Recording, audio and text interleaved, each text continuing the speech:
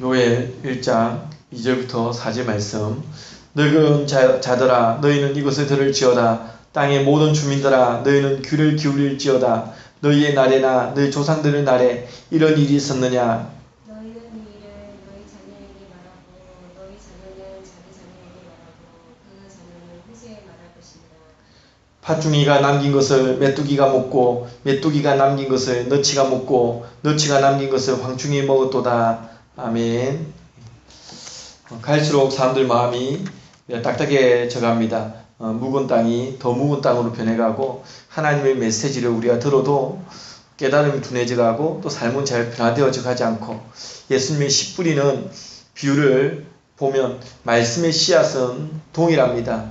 변화가 없습니다. 다른 것은 마음밭입니다. 우리는 말씀을 전하는 사람의 어떤 것을 많이 큰 비중으로 차지하고 또 탓을 하지만 그러나 씨 뿌리는 비유에 보면 말씀 씨앗은 똑같은데 그 사람의 마음밭에 따라서 달라지는 것을 말해주고 있습니다.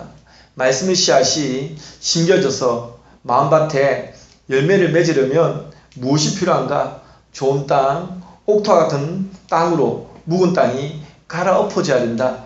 마음의 밭이 바뀌어져야 된다. 이러한 부분을 이야기를 하고 있습니다. 이를 위해 하나님께서는 주로 사용하시는 방편이 환경을 뒤흔드는 겁니다.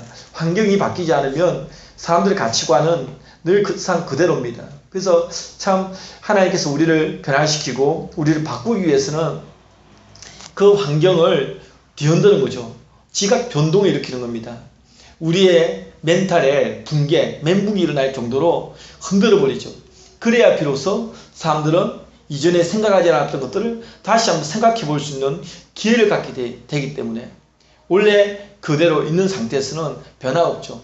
아마 아브라함에게도 내 본토 친척 아비집을 떠나 내가 너에게 지시하고 보여줄 땅으로 가라고 하신 이유도 그런 부분이 있지 않겠습니까? 결코 하나님께서 하나님의 사람을 사용할 때에는 그 현장에서 뛰쳐나오게 합니다. 새로운 모험과 새로운 도전을 통해서 하나님은 그 사람을 뭔가 다루시고 바꾸어 나가는 것을 알 수 있습니다.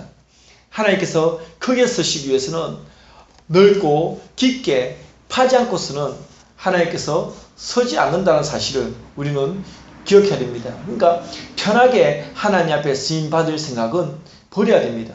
하나님 앞에 내가 쓰임받고 싶다? 그러면 어떠한 환경을 통해서든 다루십니다. 다루어져서 변화되어야지만 하나님은 나를 사용하신다. 그래서 이러한 묵은 땅을 갈아엎기 위해서 하나님은 환경을 뒤흔드는데 그것이 심판으로 나타나기도 합니다. 이스라엘 역사가 보여주듯이 그래도 심판 뒤에는 회개가 따라오는 경우들이 종종 있습니다. 하지만 이왕이면 심판 받지 않고 심판을 피할 수 있으면 더 좋지 않겠는가 생각해 봅니다. 그래서 이러한 하나님 말씀, 심판의 메시지를 우리가 들으면서 우리의 삶을 돌아보고 우리에게도 이러한 심판이 임할 수도 있다는 사실, 그러한 부분에 대해서 하나님의 심판에 대한 인식을 우리는 새롭게 한다. 이 하나님 심판에 대해서 그냥 무미건조하게 늘 듣던 이야기이기 때문에 식상하게 반응해서는 안 된다. 항상 하나님의 심판이 우리에게도 임할 수가 있고 우리의 환경도 급작스럽게 정말 앞이 안 보일 정도로 곤두박질 수도 있기 때문에 늘 그러한 것들을 염두에 두면서 하나님 앞에 두렵고 떨린 마음으로 지금 나에게 그나마 주어진 시간과 주어진 환경, 그나마 좋을 때 하나님 앞에 더 엎드리고 하나님 앞에 더 우리가 정말 목적의식을 가지고 내가 살아가는 이유, 목적, 무엇을 위해 이러한 것들을 잘 점검하고 하나님 앞에 살아가야 될 줄로 믿습니다. 하나님 심판을 우리는 어떻게 인식해야 되는가에 대해서 오늘 우리가 본문을 통해서 살펴보게 되는데, 첫 번째는 하나님의 심판에 대한 인식을 우리가 새롭게 해야 됩니다. 2절 말씀에 보면 늙은 자들아 너희는 이것을 들을지어다. 땅의 모든 주민들아 너희는 귀를 기울일지어다. 너희의 날이나 너희 조상들의 날에 이런 일이 있었느냐? 많은 사람들이 이 하나님의 심판에 대해 들어도 요엘만, 이 당시에 요엘 선자만 그것에 대하여 인식을 갖고 경각심을 갖고 살지, 아무도 이러한 것에 대해서 그냥 콧방귀를 뀌면서 살아갑니다. 여전히 자신의 삶에 큰 변화도 없고 큰 어려움도 없고 그냥 그만저만하게 살아갑니다. 사람들은 심판에 대한 이야기보다 축복에 대한 이야기를 더 좋아하는 것이 사실입니다. 하지만 하나님의 심판을 결코 빼놓을 수 없습니다. 왜 빼놓을 수 없습니까? 구원의 가치로 논할 때 이 구원의 가치가 이 심판을 제외해서는 생각할 수가 없습니다. 심판이 없는데 무슨 구원의 의미가 있습니까? 심판이 있기 때문에 그 심판을 받지 않고 구원받는 구원의 가치가 논해질 수 있는 것입니다. 그래서 사람들이 축복에 대한 이야기를 듣기를 더 좋아한다 하더라도 우리는 필경 심판에 대한 이야기를 논하지 않을 수 없습니다. 때문에 성경에는 그듭그듭 무엇을 얘기합니까? 끊임없이 심판에 대해서 이야기합니다. 특히 구약 선지서를 보면 더욱 이 심판에 대한 이야기로 가득 채워져 있습니다. 계속 반복되는 내용, 심판에 대해서 지겹도록 이야기합니다. 그러다 보니 우리는 식상합니다. 심판에 대한 이야기, 무슨 말인지도 모르겠고 이해도 안 되고 재미도 없고 무슨 의미가 있는지를 잘 이해하지 못함으로 그냥 쉽게 넘겨버릴 때도 많이 있습니다. 그리고 또 이 하나님의 심판이 어떤 기적적인 형태로 마치 10가지 재앙처럼, 애국 땅에 내린 10가지 재앙처럼 자연현상을 역행하는 그야말로 기적적인 형태로 나타나기보다 인간사에서 늘 접할 수 있는 형태, 자연현상이나 전쟁 등을 통해 나타나는 경우들이 많기 때문에 우리는 하나님 심판을 잘 인식하지 못하고 그냥 쉽게 넘기는 경향들이 있습니다. 바로 이러한 부분 때문에 우리는 다시 한번 심판에 대한 인식을 새롭게 해야 됩니다. 그냥 우연히 벌어지는 천재지변 정도로 생각할 때가 있고, 또 우리가 살다가 좀 어려운 일이 겪으면 뭐 그냥 그러려니 하고 대충 그러려니 하고 구렁이 담 넘어가듯이 넘어갑니다. 이것이 우리에게 어떤 영향을 주는지, 왜 이러한 일이 생기는지를 우리 자신을 점검하기보다는 그냥 쉽게 그러려니 하고 넘어가죠.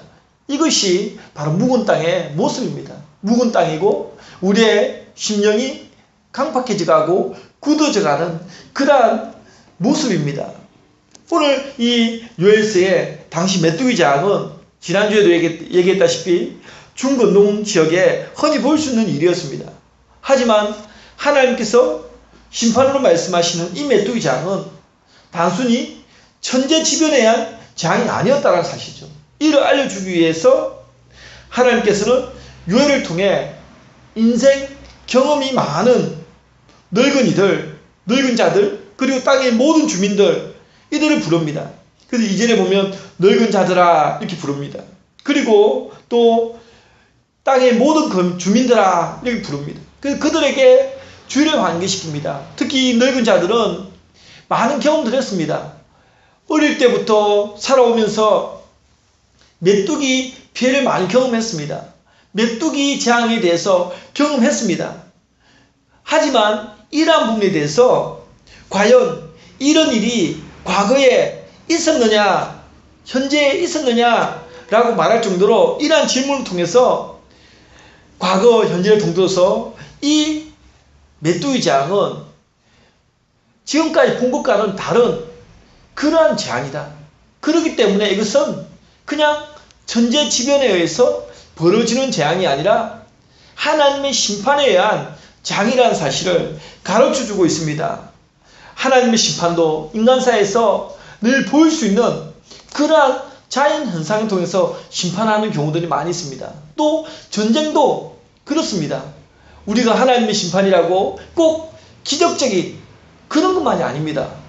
갑자기 큰 우박 덩어리가 떨어지고 해가 삐쳐 이르면서 흑암이 막 며칠 밤낮으로 흑암 가운데 있고 정말 10가지 재앙과 같은 그러한 심판만 하나님의 어떤 표적이 아니라 우리 평상시에 접하는 자연 현상들, 전쟁, 그러한 것이라든지 또 살면서 어떤 위기, 그런 것들도 다 하나님의 어떤 징표가 될 수도 있습니다.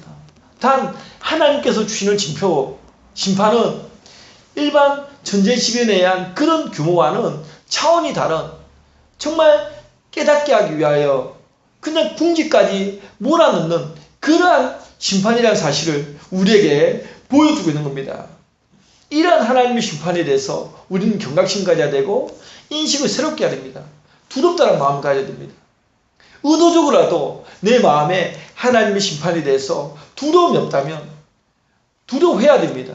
하나님 앞에 그런 부분까지도 기도해야 됩니다. 우리 하나님 말씀을 그냥 쉽게 접해서는 안 되지 않습니까? 성경에 나와 있는 모든 말씀들은 우리가 하나도 땅에 떨어뜨리면 안 됩니다. 모든 하나님 말씀은 다 우리에게 의미가 있고 가치가 있는 말씀을 주셨기 때문에 그 말씀 한 절 한 절도 우리는 헛되이 보아서는 안 됩니다. 화려한 설교라든지 예화라든지 이러한 것을 아주 멋지게 언변술에 의해서 얘기하면 그것은 우리의 마음에 와닿고 성경에 나와 있는 이 말씀은 우리에게 마음에 와닿지 않는다. 참 우리의 귀와 눈이 모든 것들이 너무 화려해졌기 때문입니다. 아이들도 교육을 하는 것도 화면이라든지 이러한 것들이 화려한 속에서 이제는 어떤 시청각 교재 없이는 학습이 이루어지지 않는, 갈수록 이 육감이 무뎌져 가는, 자꾸 화려한 것에 너무 노출되다 보니까 그것이 오히려 학습 효과를 떨어뜨리는 결과도 초래합니다. 우리의 영적인 기도 마찬가지죠. 너무 화려한 것에 익숙해 있다 보니까 그냥 하나님 말씀 그 자체에는 감동을 받지 못하는 이러한 불행한 지경에까지 이르게 되어집니다. 우리는 하나님 말씀, 그냥 그 하나님 말씀, 그 말씀이 우리에게 가르치는 그 심판에 대한 메시지에 우리는 귀를 기울이고 인식이 새롭게 되어져야 하는 것입니다. 두 번째로는 하나님의 심판에 대한 인식을 계승해야 됩니다. 우리는 항상 현존하시는 하나님 앞에 서 있다는 것을 잊어버리면 안 됩니다. 우리에게는 3시제가 있습니다. 과거, 현재, 미래 3시제가 있지만 하나님께는 늘 현재만 존재합니다. 현존하시는 하나님. 여기에서 우리가 찾을 수 있는 의의가 무엇이냐면 다음 세대의 신앙을 계승해야 한다는 점입니다. 왜 그렇습니까? 하나님은 늘 현존하시는 하나님이시기 때문에 다음 세대가 우리에게는 미래입니다. 하지만 하나님께는 현재가 된다는 사실, 즉 우리가 하나님의 입장에 서 있다면 마땅히 성도의 열심이라는 구하는 것은 우리 당대만 보면 안 됩니다. 하나님의 입장에서 우리는 미래에 있을 일, 그런 것에 대해서 나 아무 상관없다라고 말해서는 안 된다는 겁니다. 하나님은 현존하시는 하나님으로서 우리가 생각할 때 하나님의 나라가 나의 다음 세대에도 하나님 나라가 확장되기를 바라고 하나님 나라가 세워져 가기를 원하고 그런 마음이 있어야지 성도의 합당한 마음이죠. 근데 그 다음 세대까지 보지 못하고 지금 당대만을 볼 수 있는 짧은 시각은 정말 이것은 아닙니다. 하나님께서 우리에게 기대하는 것은 비전입니다. 근데 우리의 비전이 너무 짧다 이겁니다. 너무 앞만 본다는 겁니다. 우리의 비전은 지금, 그래서 부모님들은 나는 고생하더라도 내 자녀들은 잘 살길 바라고 이런 마음들이 강했죠. 우리는 그런 세상적 관점이 아니더라도 우리의 당대는 좀 내가 일대신앙으로 수고할 수 있습니다. 좀 더 고생할 수 있습니다. 그러나 그것을 좀 더 기도하고 하나님 앞에 좀 더 씨앗을 뿌리고 울며 씨를 뿌린 자는 기쁨으로 땅을 거두듯이 우리가 조금 더 그렇게 하면 다음 세대가 좋아지는 겁니다. 그럼 그걸 바라보면서 우리는 흡족해하고 만족해야 됩니다. 우리 당대에만 잘 되기를 바란다. 내가 누리지 못한 그 복 무슨 의미가 있느냐라고 우리는 그렇게 말할 게 아닙니다. 늘 현존하시는 하나님. 다윗 같은 경우도 자신이 성전을 짓지 못하더라도 솔로몬이 지을 수 있도록 자기 아들이 지을 수 있도록 다 준비합니다. 그러니까 하나님께서 그 마음 보실 때 다윗의 마음이 나의 마음에 합하였다라고 이야기하는 거죠. 지금도 하나님은 하나님 당신의 마음이 합한 사람을 찾고 있을 겁니다. 우리는 내가 괜찮은 사람이라 생각하는지 몰라도 하나님 마음에 딱 맞는 사람이 있습니다. 참 저 사람 마음이 예쁘다. 그런 사람이 있는 겁니다. 우리에게도 하나님 앞에 그런 마음을 가져야 되죠. 늘 그럼 얘기하듯이 단순히 솔로몬이 지혜를 구했기 때문입니까? 근데 그 지혜를 구해야 하더라도 많은 사람들이 10사람이 만약에 지혜를 구한다면 그 지혜를 구하는 이유와 목적은 다 다를 겁니다. 왜 지혜를 구합니까? 무엇 때문에? 그 이유와 목적, 동기가 다른 겁니다. 그렇기 때문에 하나님은 어떤 사람은 축복과 어떤 사람은 저주를 주는 겁니다. 야곱이 노년에 그 여러 아들들을 불러놓고 할 때도 축복이라 하지만 어떤 자녀들은 축복이 아니라 저주입니다. 근데 뒤에 보면 그 각 아들이 믿음의 분량대로 그 분량대로 하나님께 기도하는 겁니다. 야곱은 그 자녀들이 살아온 배경을 알고 있습니다. 그러니 저 아들은 그 분량, 살아온 그 분량대로 축복을 받을 것이고 또 저 자녀는 저렇게밖에 못 심었기 때문에 저주와 같은 메시지가 흘러가는 겁니다. 우리의 삶도 하나님 앞에 분량이라는 게 있죠. 믿음의 분량이라는 게 있습니다. 그릇이 있습니다.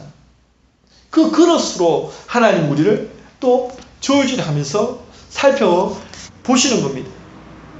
그래서 현존하시는 하나님 앞에서 우리 당대만 보지 않고 먼 미래까지도 보면서 정말 좀 미래지향적이고 내다볼 수 있는 비전을 하나님 앞에 갖기 원합니다. 강성교회에 대한 비전도 마찬가지입니다. 우리 가정에 대한 비전도 마찬가지입니다. 지금 당장 어려움과 힘듦 이것에 매여 있으면 결코 저 멀리 나아가지 못합니다. 하나님은 우리에게 근시안적인 삶을 원하지 않습니다. 원시안적인 먼 미래 비전을 가지고 말씀하십니다. 아브라함에게도 너가 종과 행과 좌우로 걸어다니라. 근데 그 비전이 지금 당장 일어나는 것이 아닙니다. 아브라함에게도 그 비전이 먼 훗날에 이루어질 비전에 대해서 말씀하는 거 아닙니까? 모든 민족이 너로 인하여 열방이 너로 인하여 복을 받을 것이다. 결국 메시아를 통해서 모든 민족이 복을 받을 것이라는 그 비전이 정말 오랜 후에 나타나게 되어지는 겁니다. 하지만 그 약속을 붙들고 나아가는 거죠. 우리에게도 이러한 비전을 가지고 다음 세대의 신앙을 계승하는 그런 삶을 살아야죠. 이것이 성도의 책임입니다. 이러한 관점에서 하나님의 심판에 관한 경고 메시지 역시 마찬가지입니다. 다음 세대까지 전해야 됩니다. 2절에 3절에 보면 너희는 너희 자녀에게 또 너희 자녀는 자기 자녀에게 그 자녀는 후세에 말할 것이니라 라고 말하고 있습니다.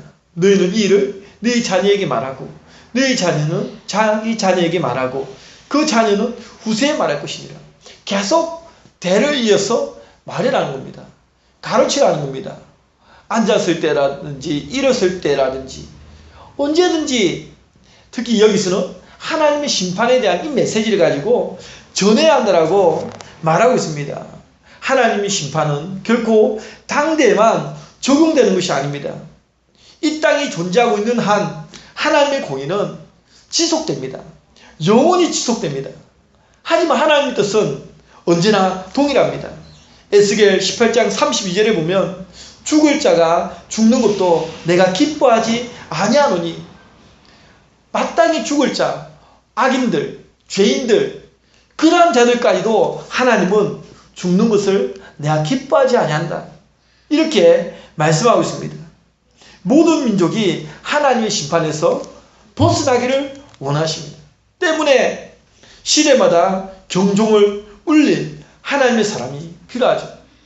요엘과 같은 하나님의 통로, 하나님의 메신저가 필요합니다. 이를 위해 내가 그러한 전달자가 되기 위해서는 내가 먼저 하나님의 심판에 대한 인식 가지고 그리고 그것을 그 다음에야 비로소 또 누구에겐가 전할 수 있습니다. 우리가 누구에게 가르치고 양육할 때 내가 성장하지 않고 내 가치관이 바뀌지 않고는 가르칠 수 없죠. 내 안에 있는 그 분량만큼 남에게 전해지게 되어 있습니다. 내가 하나님 앞에 정말 확실한 가치관을 가지고 있으면 그 가치관으로 살아가면서 자연스럽게 그렇게 말하게 됩니다. 그런데 내 안에 여전히 세상적 가치관을 가지고는 말도 그렇게밖에 할 수 없는 겁니다.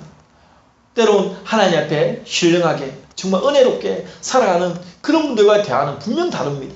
그런 분들은 말 한마디 한마디가 다릅니다. 정말 가치관이 큰 차이가 있다는 것을 느낍니다. 우리에게도 이러한 인식, 내가 먼저 하나님 안에서 새로운 인식을 통해서 그 인식을 가지고 다음 세대 아이들에게도 가르치고 전달하고 우리에게도 복음의 가치, 그 복음의 가치를 내가 뼈저리게 느끼고 그래서 만나는 아이들에게 누구에게든지 알릴 수 있는 그런 반응할 수 있는 그런 모습들이 되기를 원합니다. 하나님 심판에 대한 인식을 우리는 계승해야 됩니다.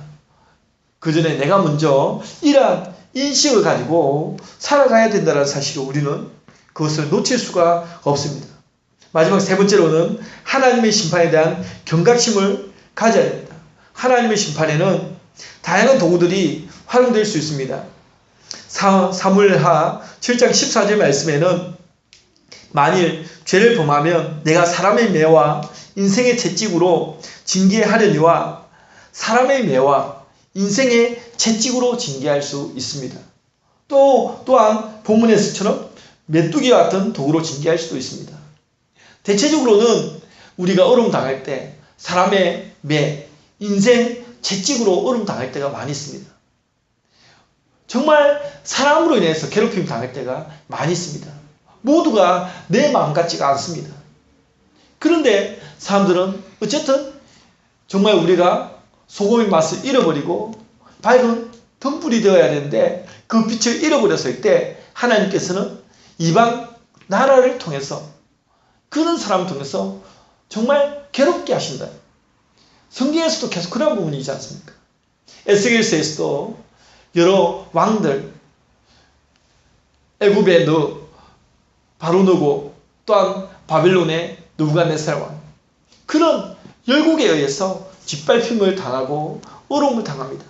우리가 살아가는 이 세상에서도 사람의 인생 채찍 이것으로 어려움을 당할 때가 많이 있습니다. 그리고 오늘 본문처럼 메뚜기 같은 도구로 징계할 수도 있습니다. 그럼 여기서 메뚜기는 무엇일까? 앞에서 거듭 언급하였듯이 문자적으로 당시에 자주 흔히 일어났던 메뚜기 재앙과 같은 그런 것으로 볼 수도 있습니다. 근데 또 한편으로는 6절에 보면 다른 한민족, 2장 2절에 강한 백성, 2장 5절에 강한 군사 이러한 언급들이 이렇게 등장하는 것을 볼 때 어떤 적군 이렇게 생각하는 경우도 있습니다. 그러니까 여러 학자들의 다양한 견해가 있습니다. 그러니까 문자적으로 진짜 메뚜기 재앙이라고 말하는 학자도 있고 아니면 다른 어떤 공포스러운 상황 그러니까 적으로부터의 침략 이런 것이라고 말하는 경우도 있습니다. 근데 보니까 6절에라든지 다른 여러 부분에 보면 마치 이 메뚜기 재앙이라는 것이 적의 공격, 무차별적인 공격을 암시하는 듯한 그런 표현들이 많이 등장합니다. 그래서 어쨌든 이러한 하나님의 심판에 대해서 말씀하고 있는데 특히 4절에 보면 팥중이, 메뚜기, 너치, 황충 네 종류의 메뚜기에 대한 명칭을 언급합니다. 네 번의 반복된 표현을 통해서 하나님의 심판이 무차별적으로 임할 것을 보여주는 거죠. 그리고 또 남긴 것을 먹고 남긴 것을 먹고 남긴 것을 먹었도다. 그러니까 처음에는 팥중이가 먹고 난 다음에 남겼습니다. 그 다음에 메뚜기가 먹고 또 남긴 것을 너치가 먹고 또 남긴 것을 황충이 먹었다. 완전히 하나님의 심판이 임할 때는 뼈도 못 추리게 그냥 싹 모든 것들을 말라버리게 만드는 이게 하나님의 심판입니다. 그러니까 사람들이 적당히 어려움 당해가지고는 변화되지 않으니까 그냥 우연히 그렇게 생각하니까 하나님께서 한번 손봐 주려고 할 때는 이렇게 먹고 남은 것을 또 먹고 먹어치우고 또 남은 것을 먹어치우는 이러한 아주 무차별적인 하나님의 심판에 대해서 우리에게 보여주고 있는 겁니다. 분명 이러한 장면들은 하나님의 심판에 대한 경각심을 갖게끔 하기에 충분합니다. 하지만 그럼에도 불구하고 우리는 어떻게 생각합니까? 하나님의 심판을 하나의 소설처럼 생각할 때가 많이 있다. 이것은 우리의 무뎌진 마음 때문입니다. 무뎌진 마음 때문에. 어떤 사람들은 마지막 때에 대한 그러한 어떤 과도하게 두려워하는 사람들도 있고, 어떤 사람은 그런 과도하게 두려워하고 반응하는 사람들에 대해서 코웃음 치면서 비우는 사람들도 있습니다. 뭐 휴거라든지 마지막 때에 일어나는 어떤 뭐 이마에 손등에 표를 받고 이러한 전 세계적으로 나타나는 어떤 현상들에 대해서, 그런 부분에 대해서 어떤 것이 진짜인지를 우리는 뭐라고 할 수는 없겠지만, 그러나 어떤 한편에서는 과도하게 생각하는 쪽이 있고, 또 어떤 한편에서 너무 그냥 태연하게 살아가는 사람들도 있습니다. 그러나 지금은 마지막 때이기 때문에 하나님의 심판에 대한 좀 두려움을 가지고 우리의 경각심을 가지고 옷을 저미는 마음으로 살아갈 필요가 있다.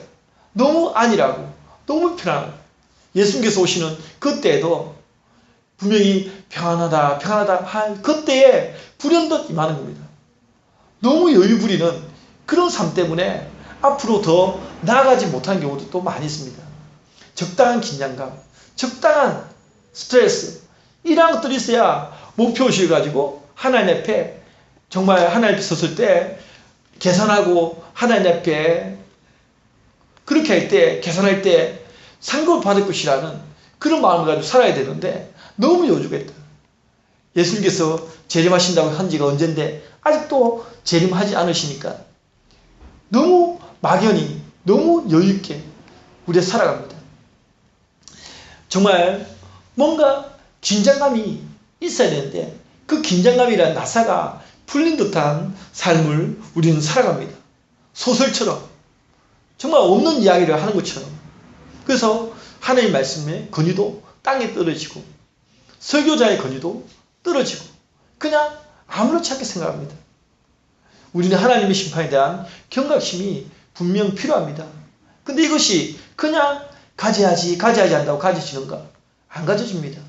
하나님 앞에 가까이 나아가다 보면 느끼는 거죠. 하나님 앞에 가까이 나아가다 보면 영적 오감이 다시 살아나면서 느껴지는 겁니다. 아, 이렇게 살아서는 안 되겠구나. 내가 사명 이렇게 외쳤지만 이것은 사명이 아니었구나. 내가 정말 사명을 느낀다면 이렇게 살아서는 안 되겠구나. 그걸 느끼고 정말 하나님 앞에 살아가는 거죠. 우리에게도 이러한 경각심이 필요합니다. 시편 기자는 고난당한 것이 내게 유익이라. 이로 말미암아 내가 주의 율례들을 배우게 되었나이다 얘기합니다. 히브리 기자는 징계는 다 받는 것이거늘 너희에게 없으면 사생자요 친아들이 아니니라 라고 말합니다. 고난 받아야 한다면 받아야 할 때는 고난을 받아야 합니다. 징계를 받아야 할 때는 또 징계를 받아야 합니다. 하지만 죄로 인한 고난, 죄로 인한 징계는 좋은 게 아닙니다. 하나님께서 우리를 훈련시키기 위해 고난을 주실 수도 있습니다. 욥과 같이. 하지만 죄로 인한 고난, 죄로 인한 징계는 필경 좋은 것이 아닙니다. 우리가 믿는 하나님은 공의의 하나님이시기 때문에 반드시 심판하신다는 사실입니다. 이 사실을 절대 잊어서는 안 되죠. 하나님의 심판에 대한 인식과 경각심이 필요합니다. 그리고 이러한 인식과 경각심을 가지고 다음 세대에 우리는 전해야 합니다. 정말 다음 세대에 대한 비전을 가지고 그들에게 우리가 씨를 뿌리고 열매를 맺을 수 있도록, 그 열매는 하나님께서 주시는 것이고 우리는 씨만 열심히 뿌리면 되는데 여전히 우리의 마음에는 여유가 없다. 우리의 마음에는 너무 우리의 자아가 너무 크다. 이러한 부분 때문에 하나님 앞에 받은 달란트, 그 달란트가 땅에 묻어진 상태에서 아무것도 하지 못하고 있다. 모험도 하지 못하고 있다. 도전도 하지 못하고 있다. 모험을 하지 못하고 도전을 하지 못하는 것은 게으름과 나태함, 또한 하나님에 대한 믿음이 없음, 불신, 이러한 모든 것들이 접목되어져 있기 때문입니다. 사실은 신앙인들은 도전을 해야 되고 새롭게 모험을 해야 되거든요. 모험을 떠나야 됩니다. 중전의 시간에 안전빵을 원하는 그 시간에 떠나라고 하면 떠나야 되는 겁니다. 근데 우리에게는 도전이 없죠. 우리가 새로운 모험을 해야 되고 모험을 떠나야 됩니다. 그러한 것을 위해 우리가 하나님 앞에 기도하면서 또 하나님 어떻게 사역을 해나가며 하나님께 원하시는 것이 무엇이며 그럼 그걸 위해서 도전을 하고 다시 주사위를 던져야 되는데 우리에게는 머뭇하는 그런 마음들이 있지 않습니까? 하나님에 대한 인식을 새롭게 해야 됩니다. 하나님 나라가 우리의 가정, 개인의 가정이나 우리의 어떤 마치 교회가 우리 개인의 것인 것처럼 느끼면서 살아가는 것이 아니라 하나님의 나라가 세워지기를 원하는 겁니다. 하나님의 나라가 확장되어지기를 원하는 겁니다.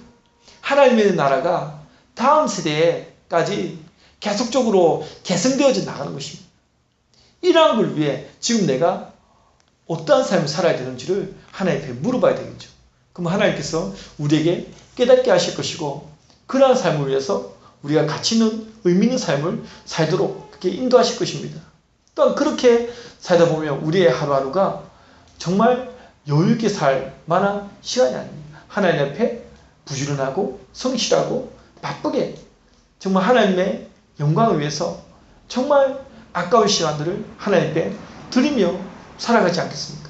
우리의 삶에 이러한 하나님의 심판에 대한 경각심, 인식 이런 것들 가지고 하나님 앞에 설날을 우리가 고대하고 기다리며 살아가는 우리의 모습이 되기를 주의 이름으로 축원드립니다. 기도하겠습니다. 사랑의 하나님 주님 감사합니다. 아버지 하나님 참으로 하나님의 심판에 대하여 우리가 두렵고 떨린 마음으로 아버지 살아갈 수 있도록 도와주시옵소서. 아버지 하나님 하나님의 심판에 대한 이야기가 하나님 참으로 소설과 같이 들리고 있지는 않습니까?